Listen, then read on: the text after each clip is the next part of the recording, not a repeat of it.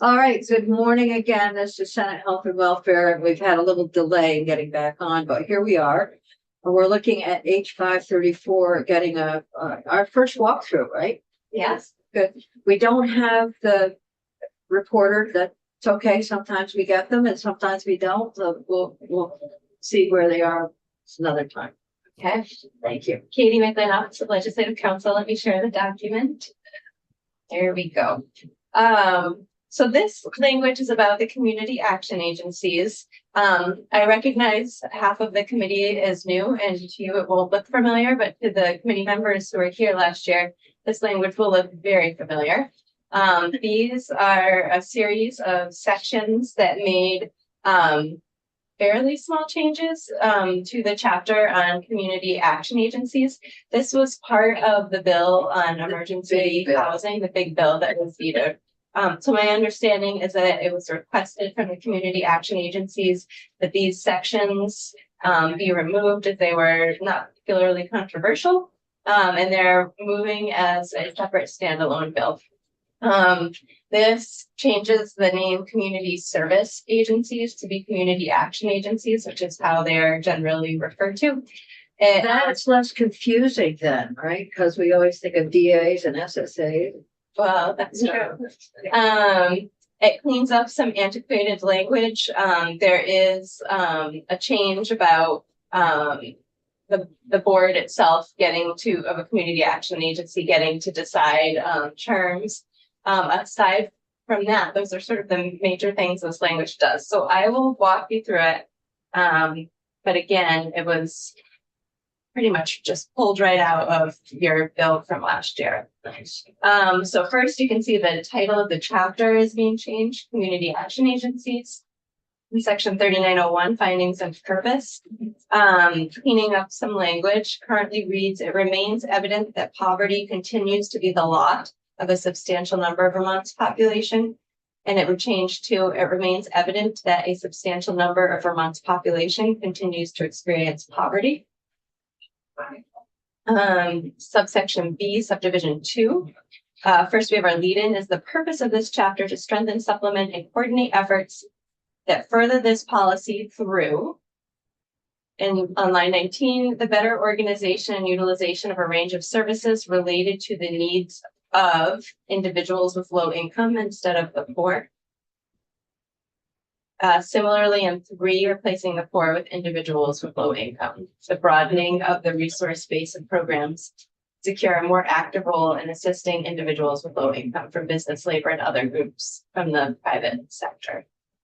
Then we move to section 3902, Office of Economic Opportunity. You'll see in subsection A that we're changing community services agencies to community action agencies. Same change in subsection B, lines 9 and 10. Same change on line 11. And then line 16 really,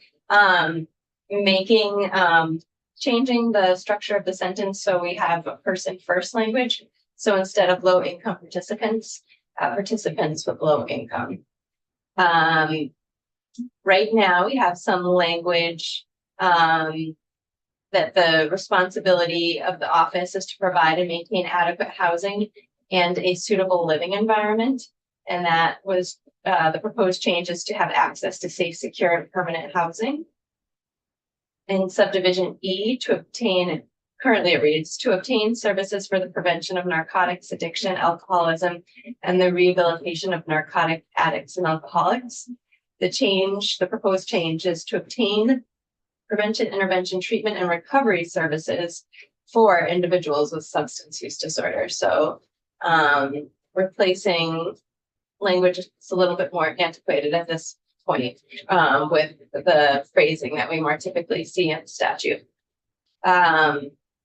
Subdivision 10, starting on line 12. Again, we're changing the construction of the sentence so it's person first language. So instead of low income persons, it is persons with low income. And no changes in subsection C. That brings us to the top of page 4, 3903. In this section on lines 3 and 4, we are changing community-based.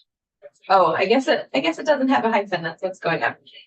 So the editor said it needed a hyphen. It's hard to see what the change is straight through, goes right through the hyphen.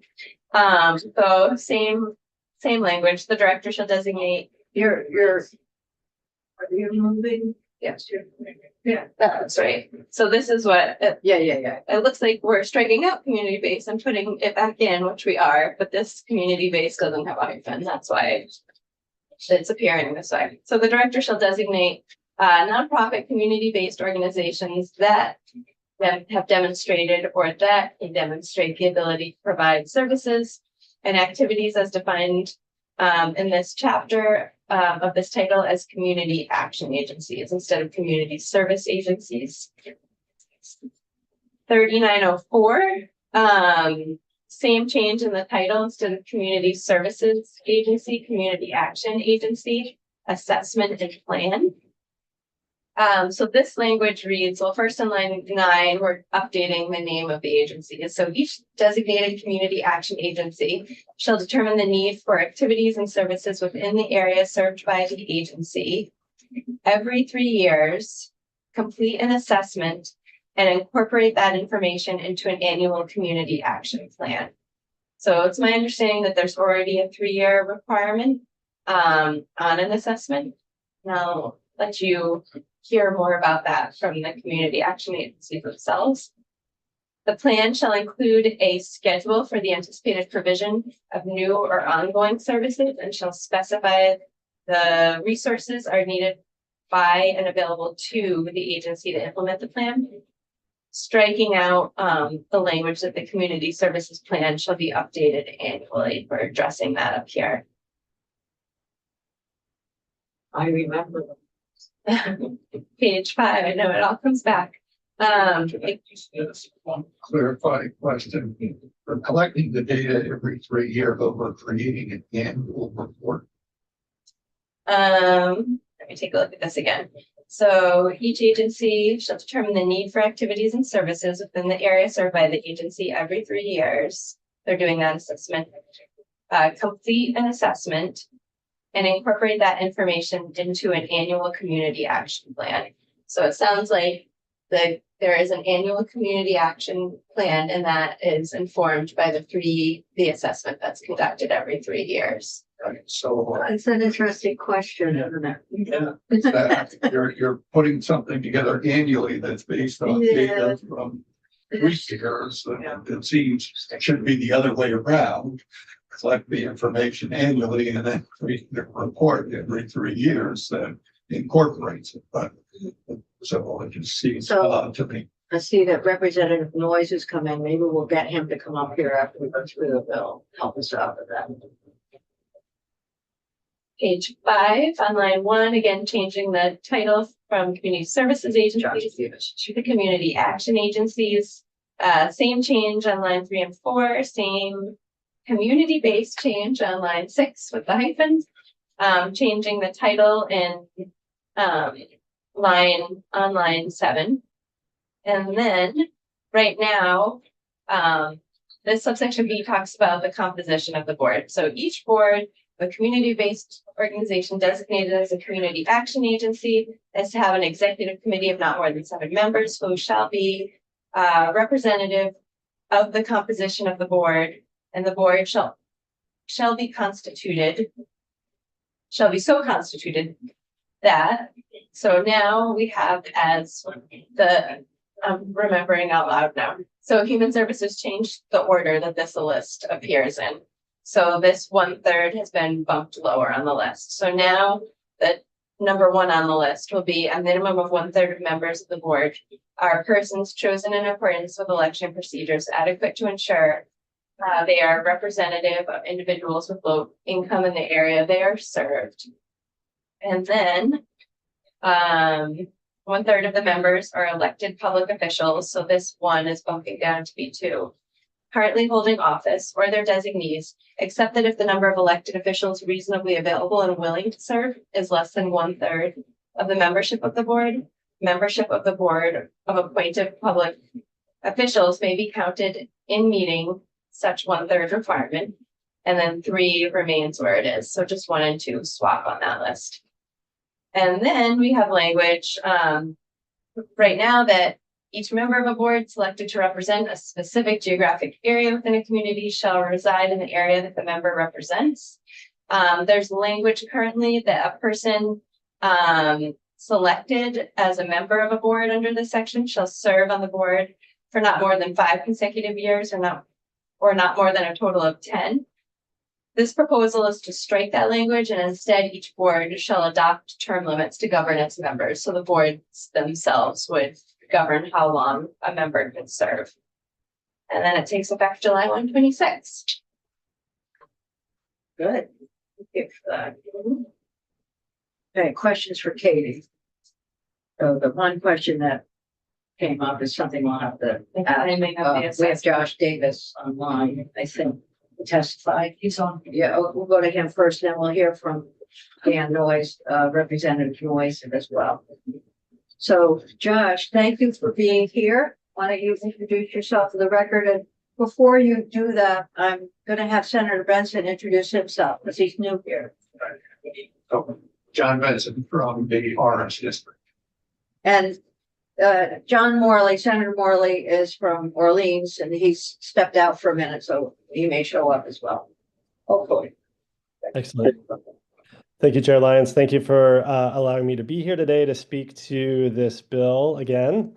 I was with you 3 weeks ago. So I'm Joshua Davis. I'm the Executive Director of SEVCA, Southeastern Vermont Community Action. We serve Windham and Windsor County. I'm also sit on the Vermont VCAP, Community Action Partnership. And so that is the 5 community action agencies that get together. And so these recommendations came from that group. We're fully in favor of what is being presented before you and what I testified on about 3 weeks ago. And specifically to your question around the community assessment versus the annual plan, that section was put in there to reflect what we are required to do. And so we wanted the statute to be in concert with what our requirements for community action agencies, which is once every 3 years, we have an extensive community needs assessment that we undertake. Each of the community action agencies are required to do that once every 3 years. And then every year we are required to submit an annual plan. Community needs is not something that we wait for every 3 years to assess. And so our annual plans are meant to reflect the ongoing and shifting community needs that we're seeing in our respective areas. But we do have once every 3 years a more formal and robust community needs assessment that we undertake. Makes sense.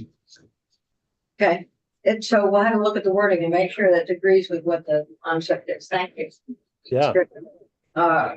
Anything else we need to know about this? Is this something that the VCAP is excited about, would like to see happen? Will it improve your function overall, I guess? I hope that this is a relatively light lift, and I appreciate that we're talking about hyphens and updated language. Really, we wanted to make sure that we updated the statute to reflect the reality, both in terms of name, also in terms of the process of planning that I just explained. And then I think the biggest shift in here would be allowing community action agencies to set their own board term limits. And so that is something that we're seeking to be able to do that. Currently, as it is written, it's awkward. The maximum of 10 years with only 5 years consecutively has been something that's been a little challenging to navigate. And we'd like to have the autonomy to be able to set our term limits through our bylaws. Okay, got it. Any questions, committee? So, and I introduced Senator Morley earlier, but now he's here and you can see who he is. There you go. Good to see you. Okay. All right. So why don't we, Representative Noyes, were you the reporter of this bill? I was. So it would be great to have you here. Sure. We always like having our reporters in. Fantastic. They tell us what we need to know. All right. For the record, Dan Noyes, represent Wolcott, Hyde Park, Johnson, and Belvedere, serve on the Human Services Committee. Thanks. I was just happened to hear that you were taking up this bill and thought I would just pop in and see if I could answer any questions. And Just to let you know, ordinarily, we invite people in to do this, and our Callista is really Yep. very efficient about getting that done. Sometimes lives get busy. no, Can't happen. we just were working on the prepay bill and took a little break and we'll be going back. So it worked Okay. out perfectly that I just happened to be grabbing a cup of coffee down here. So thank you so much for making allowing me to just stop in and answer any questions. I think a lot of what you heard is kind of what we talked about, just kind of bringing the Vermont statute up to what's current practice, using better language and you know, just trying to address the needs that the community action agencies have with the existing statute is pretty much what this what we were trying to get at with this bill when we spoke about it in committee. And I'm not sure if I could answer any questions. It's always good to have that information, their report, whether it's their annual report or their kind of community survey for when we're looking at the needs of different things in the community, from whether it's specific to their service areas or statewide. Agreed. So I do have a question, and that is, what was the vote in committee? I believe, I'm just gonna verify, but I believe it was 11-0-0, or there may have been someone out there, might have been 10-0-1, but I'm gonna just double check and I will get back to you on that. And then it was a voice vote on the floor. Oh, yes, yes, it was. Senator Grewly.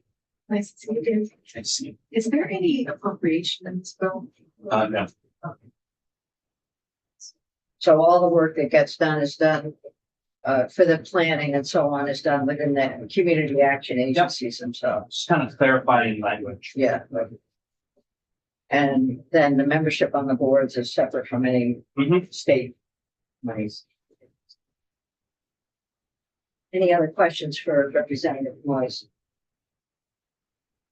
Amy, did you want to add anything? I just looked up the vote if you wanted. Oh, good. It was 10-0-1. 10-0-1. Knew it was gonna, Now, there's always somebody missing, right? yes. I won't tell the joke again. Well, Thank you. Yeah. I couldn't remember exactly. Good, thank you for that. Thank you, and I thank you for think taking the time. We will, we'll take it up, we'll see if there's anyone else who would like to testify. I have a list of testimony from your committee. Not sure we're gonna have to be so quite as thorough as what you were. And we'll go through the bill with Katie for markup, but it shouldn't take us long to Fantastic. pop this thing out. And I'm happy to forward my floor speech somewhere. I That would be don't know. great. Well, somebody in here would really like that. I'm sure. Thank you so much. Thanks for Thanks, your Mayor. work. Great. Okay. So we have someone coming in at 11:30 who's requested to testify on the, on the Rural Health Transformation program that's going on, the UVM Cancer Center. I don't know why they have asked to do that, but we're gonna have them in. Well, we have time now for a short break, so we're gonna go off live, and but